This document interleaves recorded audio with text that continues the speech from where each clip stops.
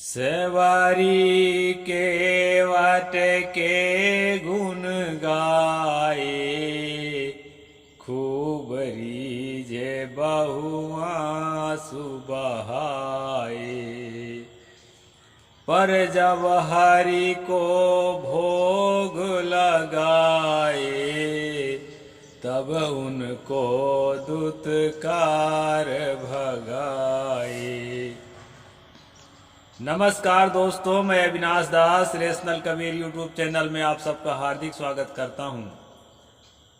साथियों, यदि आप चैनल को सब्सक्राइब नहीं किए हैं तो सब्सक्राइब जरूर करें, शेयर करके अपने सभी ग्रुपों में सभी साथियों तक पहुंचाएं, बेल आइकन को प्रेस करें, ऑल नोटिफिकेशन ऑन करें और जो है कमेंट जरूर लिखें दोस्तों, लाइक भी करें।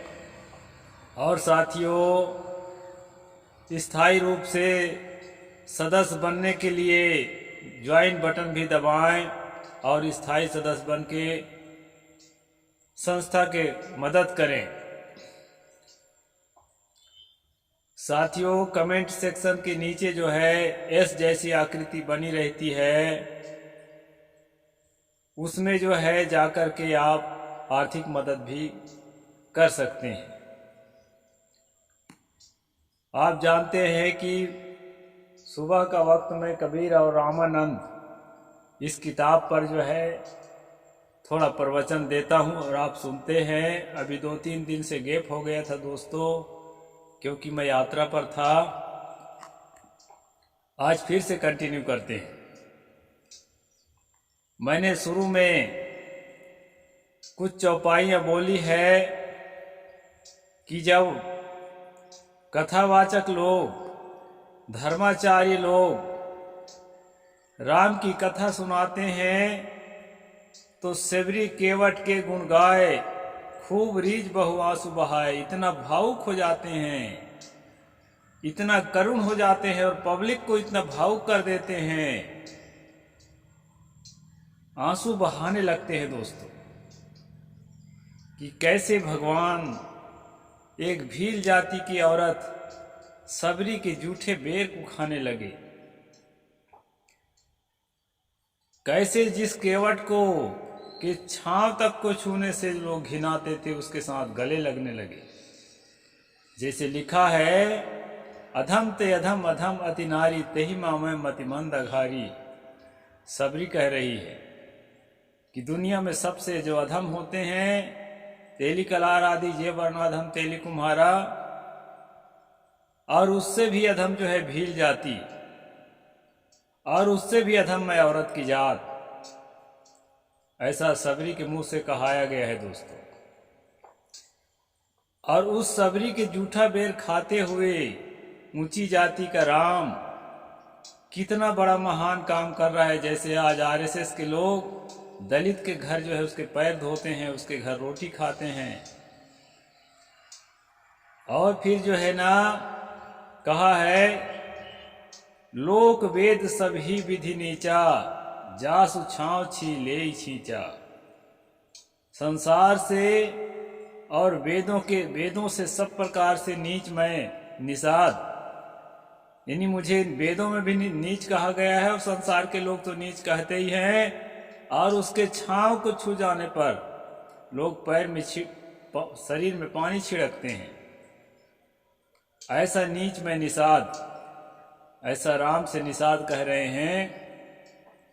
तो दोस्तों, जब कथावाचक कथा कहता है तो राम की महिमा गाते समय सबरी के साथ और निषाद के साथ जब मिलन कराता है, गले से मिलाता है, तो लगता है कि कितने महान थे राम, जो नीच से नीच आदमी के साथ भी गले लगते थे और उनके उद्धार के लिए सोचते थे। साथियों, सबसे पहले तो हमें ये सोचना पड़ेगा कि नीच घोषित कौन किया उनको।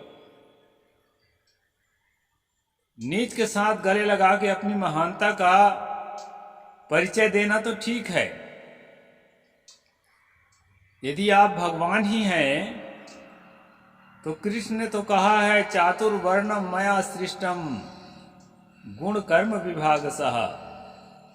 लोगों के गुणों के बंटवारा, कर्मों के बंटवारा के साथ जो है चारों वर्णों की रचना मैंने की है।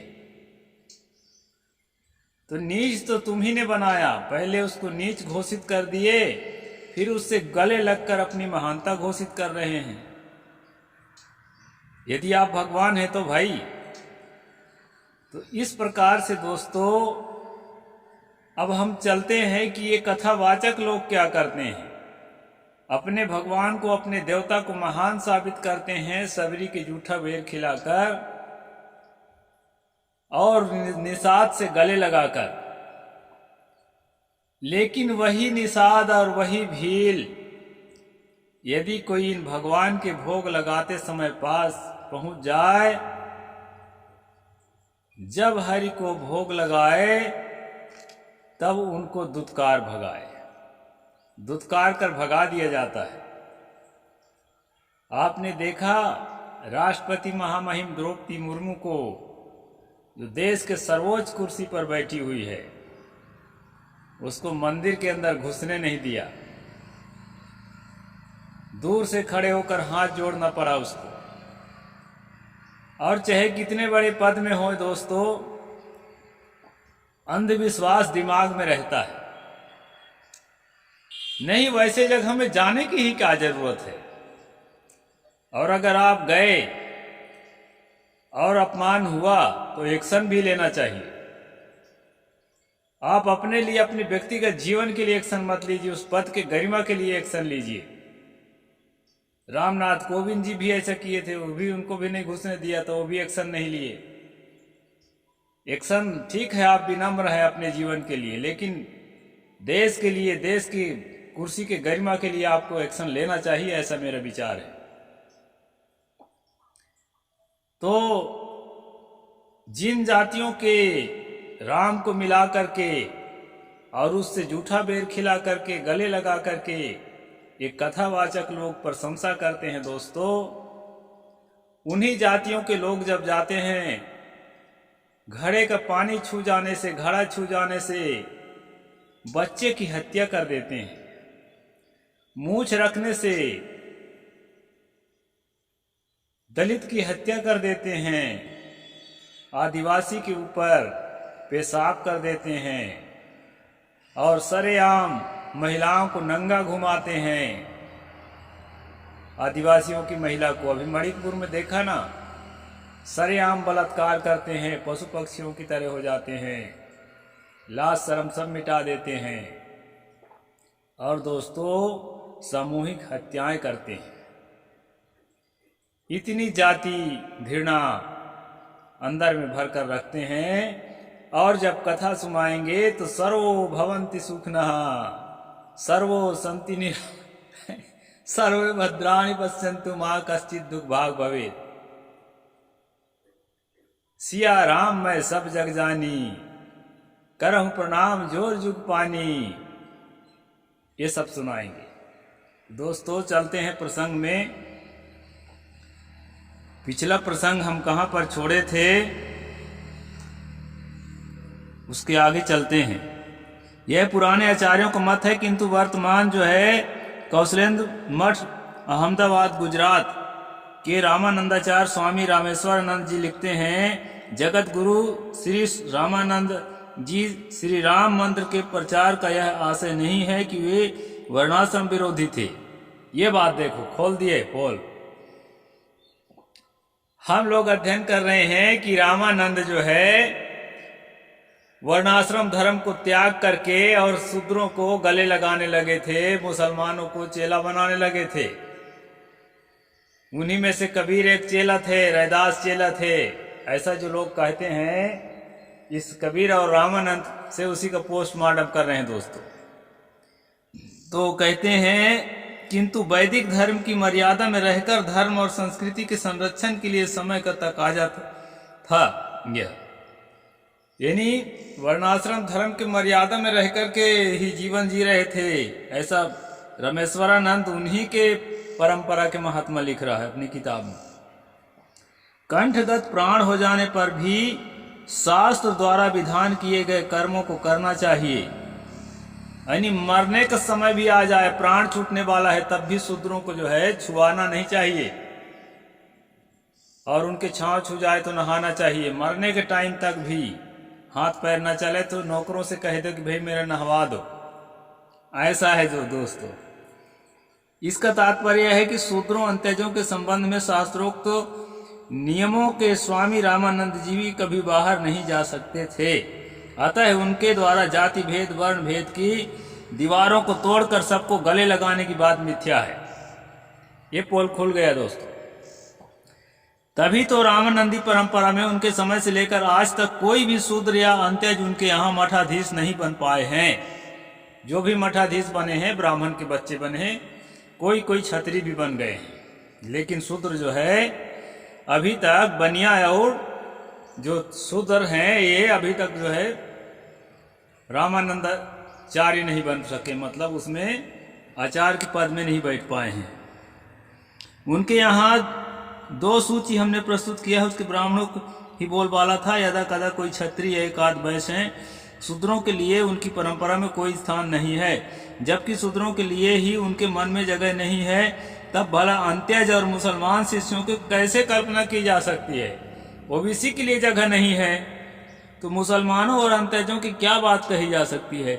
लेखक लोग बिना विचारे जोश में लिख जाते हैं कि स्वामी रामानंद बड़े धूमधाम से संत रैदास को अपना शिष्य बनाया। इसी तरह मुस्लिम जुलाहा कबीर, नाई सेन और हिंदू समाज से निकृष्टम व्यक्ति कसाई सदना को स्वीकार किया, जबकि सदन कसाई की बात ना नाभादास ने लिखी है ना अनंत दास आदि। फिर किस प्रमाण से सदना को रामानंद के शिष्यों में बताना कितना अनैतिहासिक है। यानी उसके समकालीन कोई या उनके परवर्ती कोई भी लेखक नहीं लिख रहा है कि सदना से कोई संबंध रहा है। फिर भी आज जो है ढोल पीटा जा रहा है कि सदना कसाई को भी चेला बनाया था। अतः अंधाधुंध लकीर पीटने की आदत से विद्वानों को बाज आना चाहिए। इस संदर्भ में मुझे श्री अयोध्या सिंह उपाध्याय हरिऔध की बात याद आती है। उन्होंने लिखा है, पुनंतु मां ब्राह्मण पाद रेणवः, वाक्य पर गर्व करते हैं। पापी भी ब्राह्मण के चरण धूल से पवित्र होते हैं। कितने महोदय ऐसे हैं जिन्होंने पदरेणु की बात जाने दीजिए। मैं पूछता हूं कि कितने लोगों को हृदय इतना पुनीत है, शरीर उनका पुण्यमय है, स्वयं आत्मा इतनी पवित्र है कि जिनके स्पर्श से अपावन भी पावन हो जाता है।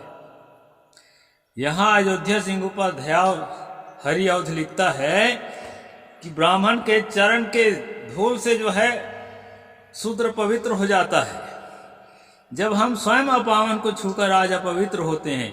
जबकि यहाँ देख रहे हैं दोस्तों, आपको छूकर के वो अपवित्र हो जाता है। जहाँ से छाँव ले छींचा और पानी छिड़कता है अपने ऊपर, और हम जो है उसको छू करके पवित्र हो जाना चाहिए अगर वो वजनदार होता तो यहाँ पर उल्टा लिखा है, परंतु पुनंतु मां ब्राह्मण पादरेणवः, वाक्य मुख पर लाते हुए लज्जित होना चाहिए। लेखक ये कह रहे हैं।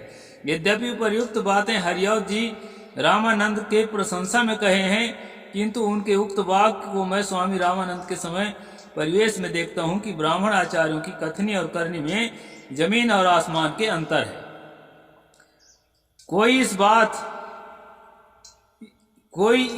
कोई बात इस संदर्भ में लिखने से पहले हमें तत्कालीन परिवेश, समसामयिक सामाजिक व्यवस्था को जरूर ध्यान में रखना चाहिए। हम लोग आज आधुनिक युग में स्वतंत्र भारत में जी रहे हैं, जिस युग में समता समानता मानवतावादी संविधान है, मानव आयोग है। किंतु कबीर के समय दूसरा था, तब मनुस्मृति का काला कानून चलता था, स्त्री शूद्रो नाधीयताम, शूद्र शमशान वत शूद्र पतितौ कहा गया है। वशिष्ठ धर्म सूत्र में लिखा है, शूद्र निसंदेह चलता फिरता शमशान है, इसलिए उसके पास वेदों का अध्ययन नहीं करना चाहिए। ब्राह्मण शूद्र को ज्ञान ना दे। शूद्र यदि निकट आकर वेद सुन ले तो उसके कानों में पिघला हुआ रांगा या लाख भर दे। यदि उसने वेद पाठ कर लिया हो तो उसका जिह्वा काट दे, और यदि उसने वेद मंत्रों को याद कर लिया हो तो उसके शरीर काट दे, अर्थात मार डाले। जिस युग में शूद्रों पर इतने कड़े पाबंद लगे हों, और इतना नहीं, कोई ब्राह्मण शूद्र का उपदेश करता है तो उसके साथ उसके अंशव्रत नाम के घोर नरक में पड़ता है। शूद्र को उपदेश करने वाला ब्राह्मण भी नरक में जाता है, ऐसा कहा गया है। जिस युग में वर्णाश्रम व्यवस्था की कड़ाई से पालन किया जाता था, उस युग में धर्माचार, वह भी काशी जैसी नगरी में जहां ब्राह्मणवाद का गढ़ था, क्या इतना स्वतंत्र हो सकता है कि चमार और भंगी को गुरु मंत्र देकर अपना जमात में शामिल कर ले। इस संदर्भ में आधुनिक युग के प्रसिद्ध आलोचक डॉक्टर धर्मवीर लिखते हैं, बड़ी बात गाई जाती है कि रामानंद ने कबीर को शिष्य बनाने में जाति का ध्यान नहीं रखा, पर क्या कोई यह भी कह सकता है कि रामानंद ने कबीर को शिष्य बनाने में पुनर्जन्म के सिद्धांत को तिलांजलि दे दी थी? जाति के ऊपर उठ गए, क्या वे अपने इस सिद्धांत से भी ऊपर उठ गए कि वर्ण और जातियां ईश्वरकृत है? ये